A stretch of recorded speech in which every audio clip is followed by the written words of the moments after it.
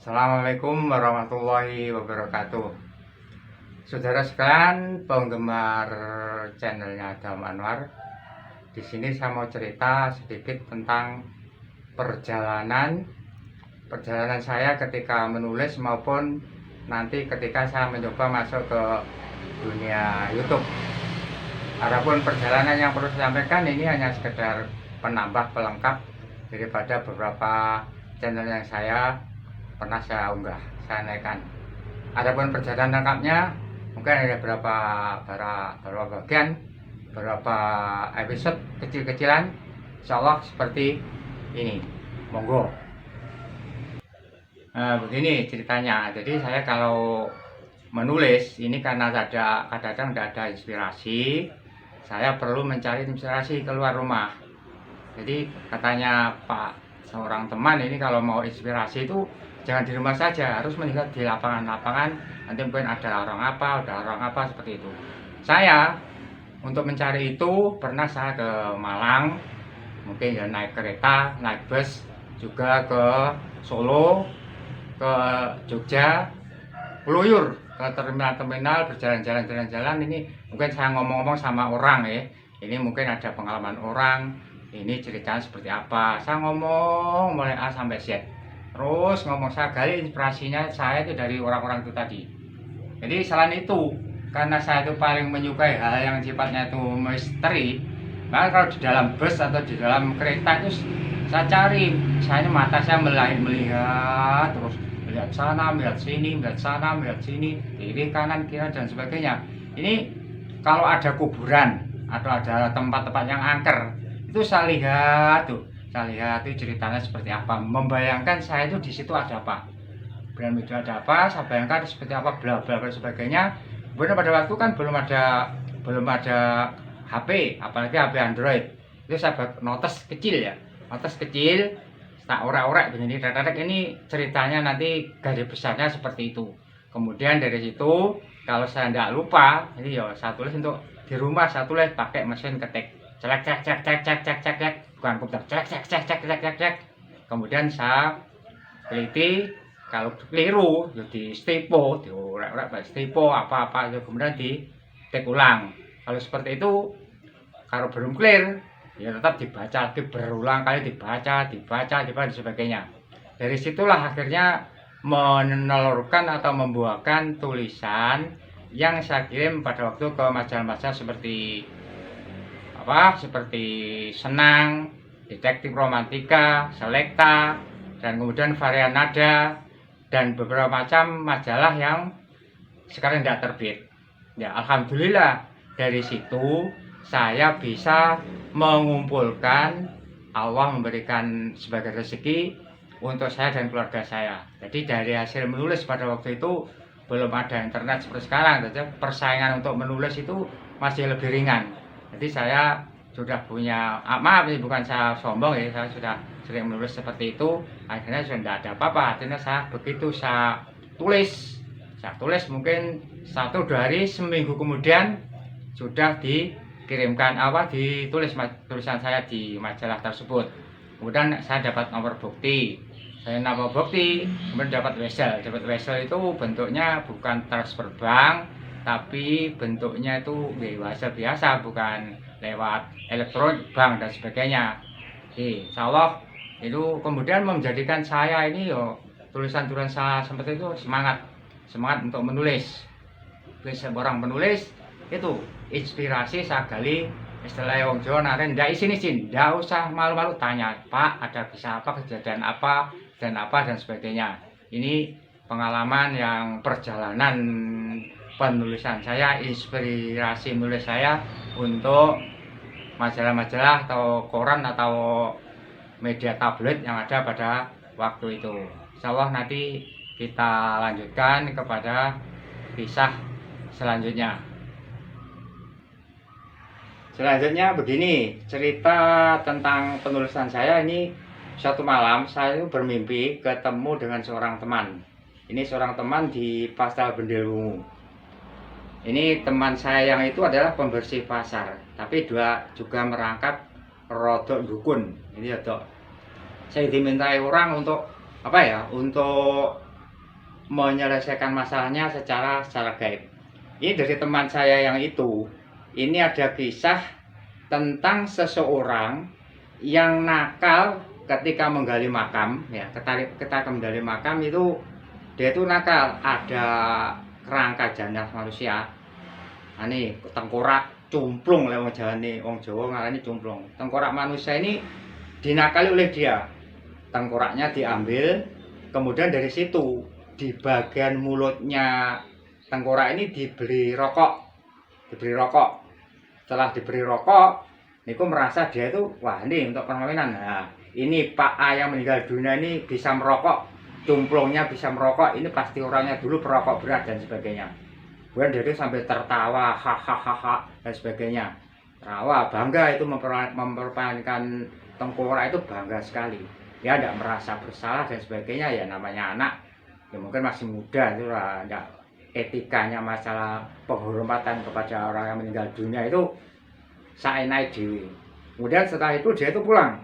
Malam harinya itu dia itu tidak bisa tidur. Selalu dibayang-bayangi oleh tengkorak itu tadi. Dibayang-bayangi loh. Tengkorak teko malam hari datang.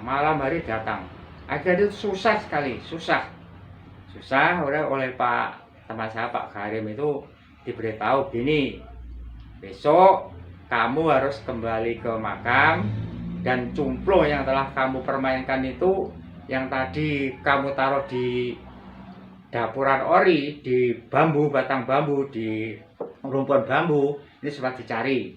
Kemudian dia itu diharuskan mencari, dan ketika berjalan dari rumahnya ke kuburan ini harus diikuti oleh banyak orang sambil minta maaf kepada Allah, mudah-mudahan tidak terjadi lagi seperti itu.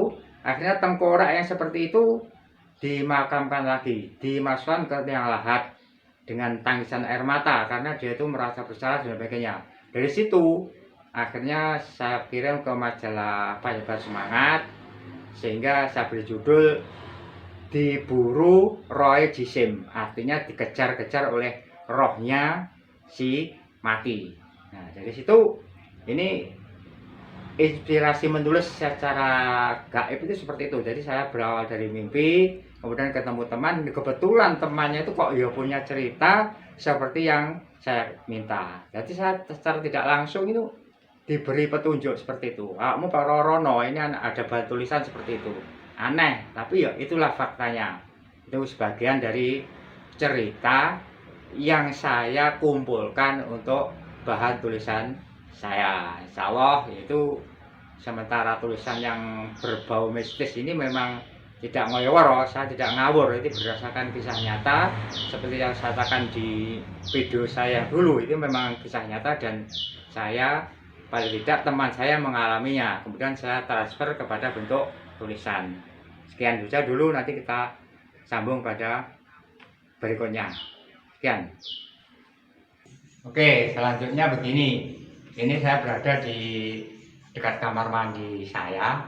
Ini ada seperti saya unggah di video saya. Ini ada apa? Sedikit sarang burung siti. Saya pernah di sini. Ini hidung saya itu ini mencium sesuatu yang seperti bangkai dan sebagainya, seperti saya katakan di dulu. Kemudian karena saya tidak senang dengan hal seperti itu, berat saya sering berdoa di sini, minta pada Allah, kalaupun itu barang yang nggak benar, pengaruhnya nggak benar, ini mudah-mudahan dihilangkan. Saya baca ini beberapa surat jin dan juga beberapa ayat kursi. Nah, efek dari itu, kemudian pada suatu hari ketika saya di suatu tempat gitu, ini kemudian adik saya mantu ya, menikahkan anaknya, kalau orang Jawa bilang mantu. Itu pernah saya nih sebagian tubuh saya ini seperti apa ya, mengkik. Jadi bulu kuduk saya itu berdiri. Saya tuh heran, jadi itu opo, itu apa? Nah, saya kaget. Sebenarnya saya tidak pernah mengalami seumur-umur seperti itu. Kemudian dari itu, kemudian mengalami lagi yang serupa di rumah ini, orang tua, bekas orang tua saya di selatan. Ini mengalami hal serupa. Ini tubuh saya ini akan menggigil ini. seperti ada sesuatu, ada makhluk yang mau hadir tapi tidak kelihatan. Otomatis saya ini namanya orang tidak pernah seperti itu berdetak karo-karan ini, jantung berdebar-debar. Saya mesti gimana? Saya jadi harus meraba seperti itu, bingung saya.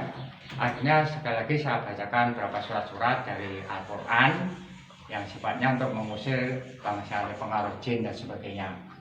Jadi dari situlah saya mengalami hal-hal yang mistis seperti ini, bahwa sekitar kita itu memang ada makhluk yang merasa dirugikan atau diuntungkan dengan tingkah kita manusia.